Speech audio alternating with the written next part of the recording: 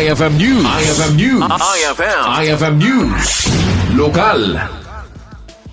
Kalikagumna ni Junior Governor Resman Cor ang Mangilungalong iti executive order bayat ti kaadada a junior official iti provincial government of Ilocos Norte. Segun kuana, karunaan na tutukan na katipan na ka-implementar ti gender inclusivity.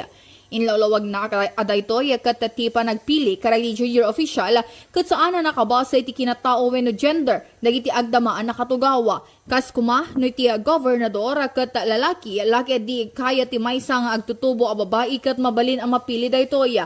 Inayon ni Cora, ado dagiti kabaulan pa iti babae ngam gaputa limited laang nga iti posisyon da iti gobyerno saan da maipakat dagiti Kalikagumna nga programa. Kasi, fina-follow na po ito ng City Government of Lawag, and this is something that I hope that our province would also continue to adapt. Kasi, syempre, da kami nga babae, adumit ti possibilities mi, at ti potential mi, ngam po limited lang ti positions tayo, iti government. Hankam unay makipag-participate, no, ada ti limits na in terms of gender. So aside from gender inclusivity, do you have other advocacies? For executive orders po, simple lang yung mga advocacies ko, like yung pag-introduce ng specific team ng Lingkod ng Kabataan in all communications and to adapt a links archive.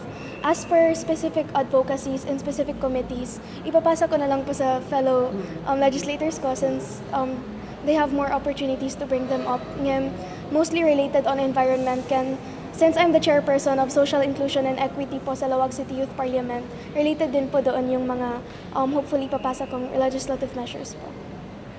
Kabayatan na kinunana daytoy katagdaman na sursurutan na iti syudad ti Lawag ken mamnamaan na nga maadaptar daytoy iti probinsya. Para iti IFM News, Idol Bernadette Toledo, Tatak, IFM. IFM News. IFM News. IFM News. Lokal.